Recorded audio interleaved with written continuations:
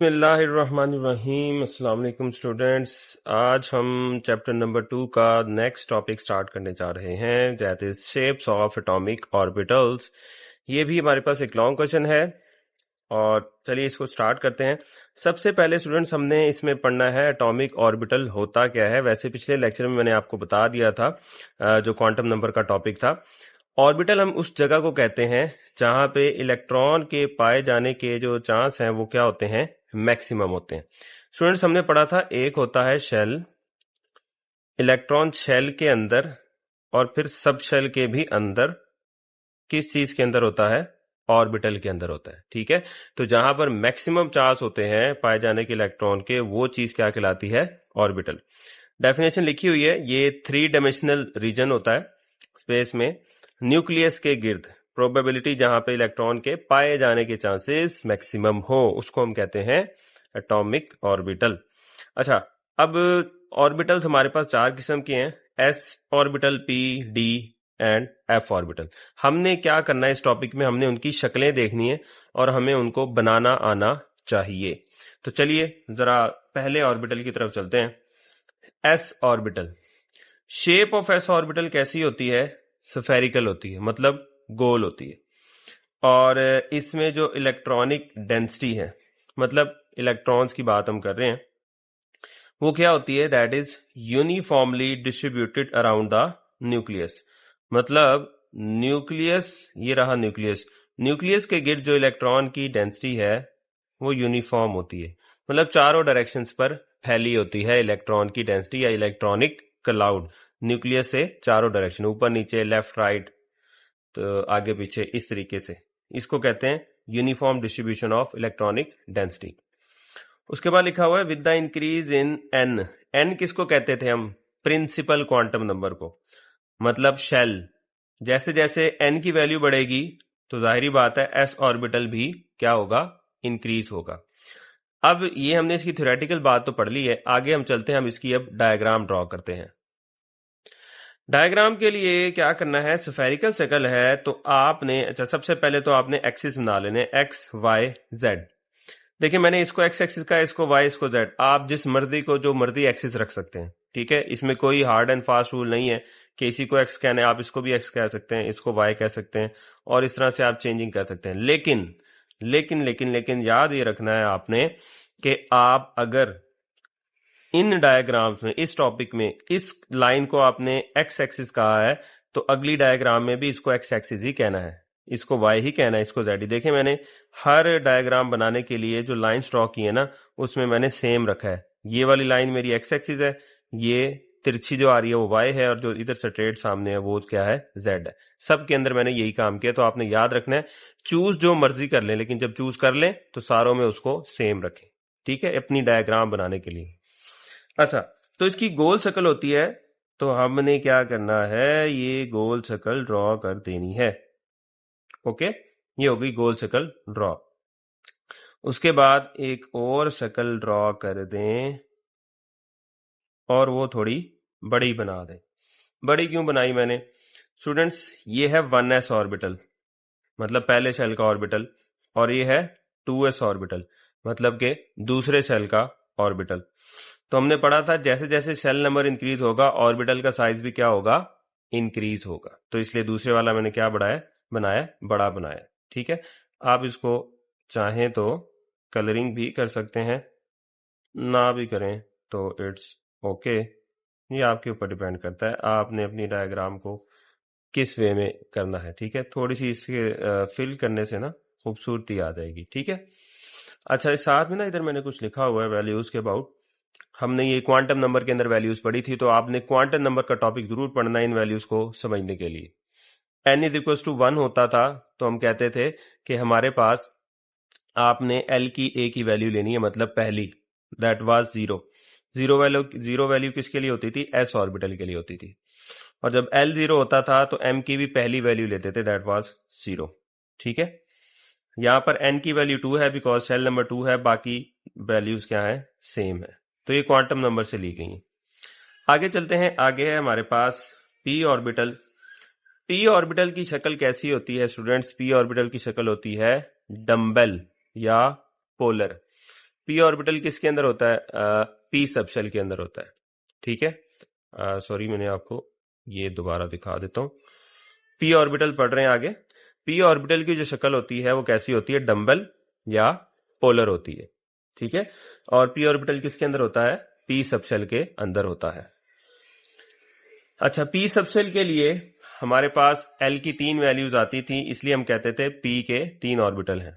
ठीक है, इसके अंदर इलेक्ट्रॉन की जो डेंसिटी है वो यूनिफॉर्मली डिस्ट्रीब्यूटेड नहीं होती, जैसे कि इधर पढ़ा था इसके अंदर यूनिफॉर्मली डिस्ट्रीब्यूटेड होती है। ठीक है, अब क्या करना है इस चीज को मैं आपको समझाता हूं कि इसके अंदर यूनिफॉर्मली डिस्ट्रीब्यूटेड क्यों नहीं होती। अब ड्रॉ करते हैं इसकी शेप। अब जैसे पी की शक्ल हमारे पास डंबल है, जो जिम वाला डंबल होता है ना, वैसी। तो स्टूडेंट उसकी शक्ल कुछ ऐसी होती है। सबसे पहले हमने ड्रॉ करना है पी एक्स को, तो मैं इसको पी एक्स पर 2 लोब्स ड्रॉ कर दूंगा। ये क्या किया स्टूडेंट्स मैंने 2px का ऑर्बिटल ड्रॉ किया है। देखिए जहां पर एक्स एक्सिस होगा ना, वहीं पर आपने 2 लोब्स ड्रॉ कर देनी है।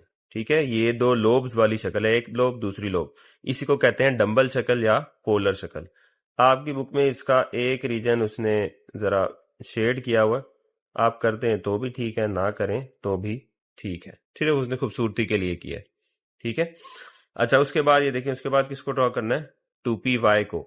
तो ये y एक्सिस पे आपने 2 लोब्स ड्रॉ कर देनी, ऐसे एक, और ये आ गई 2।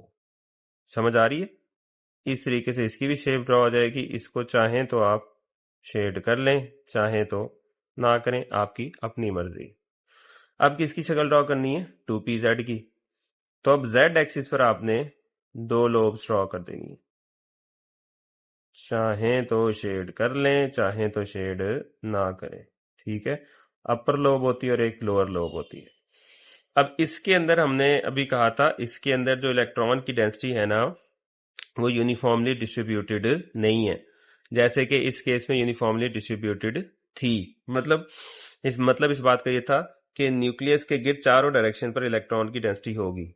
यहां पर ना इसका न्यूक्लियस स्टूडेंट्स ये वाली जगह है, ये यहां पे ड्रॉ करके बना देता हूं, ये है न्यूक्लियस। ठीक है, अब इलेक्ट्रॉन कहां कहां रिवॉल्व कर रहा है? जहां जहां ये इसकी बाउंड्री है। ठीक है, चारों डायरेक्शन पे तो नहीं ना कर रहा, इसलिए हम कहेंगे कि इलेक्ट्रॉन की डेंसिटी जो है ना, वो यूनिफॉर्मली डिस्ट्रीब्यूटेड नहीं है। किस केस में? पी ऑर्बिटल के केस में। क्लियर हो गई बात? अच्छा, अब इसके बाद ये वैल्यूज जो क्वांटम नंबर की हैं, ये मैंने कहां से देख के लिखी है? मैंने क्वांटम नंबर के टॉपिक से लिखी है। ठीक है, अच्छा जी, उसके बाद आगे चलें। आगे हमारे पास है डी ऑर्बिटल। ये आ गया G D orbital. D orbital की शक्ल कैसी होती है? Double dumbbell. ये सिंगल डंबल ड्रॉ किया था ना, इसके साथ 2 और, ये 2 लोब्स थी, इसके साथ 2 और ड्रॉ कर दे तो वो क्या बन जाएगा? डबल डंबल बन जाएगा। या इसकी शक्ल होती है क्लोवर लीफ, ये भी आपको क्वांटम नंबर में बताया था। बहुत ही इंपॉर्टेंट है कि इनकी आपने डायग्राम या इनकी शेप कैसे ड्रॉ करनी है, तो आपने साथ साथ बड़े ही ध्यान से देखना मैं कैसे ड्रॉ कर रहा हूं। ये जो तीनों है ना, ये मैंने नाम लिख रखे हैं, आपको इनको याद भी होने चाहिए। डी एक्स वाई ऑर्बिटल होता है, d y z, d x z, d x square minus y square और डी जेड का स्क्र। ये 5 ऑर्बिटल होते हैं डी सबशेल के, जिनको हम डी ऑर्बिटल्स कहते हैं। जो ये पहले 3 है ना, इनकी डायग्राम आपने ड्रॉ करनी है। मैं लिख रहा हूं आपकी हिंट के लिए, इन तीनों की बिटवीन एक्सिस। बिटवीन का मतलब क्या होता है? के दरमियान, एक्सिस के दरमियान। मतलब पहली डायग्राम एक्स और वाई की ड्रॉ करनी है ना, तो आपने इसकी लोब्स, पहली 2 लोब्स, मैंने कहा है 4 लोब्स बनानी है, आपने इसकी पहली 2 लोब्स एक्स और वाई एक्सिस के बिटवीन बनानी है। ये रहा एक्स एक्सिस, ये रहा वाई एक्सिस, पहली 2 लोब्स इसके बिटवीन बनानी है। ये रही बिटवीन की जगह। और पीछे से भी देख लें, ये वाई एक्सिस है और ये एक्स एक्सिस, मतलब ये वाला हिस्सा और ये वाला हिस्सा, ये बिटवीन वाला। आपने 2 लोब्स तो यहां पर बना देनी है।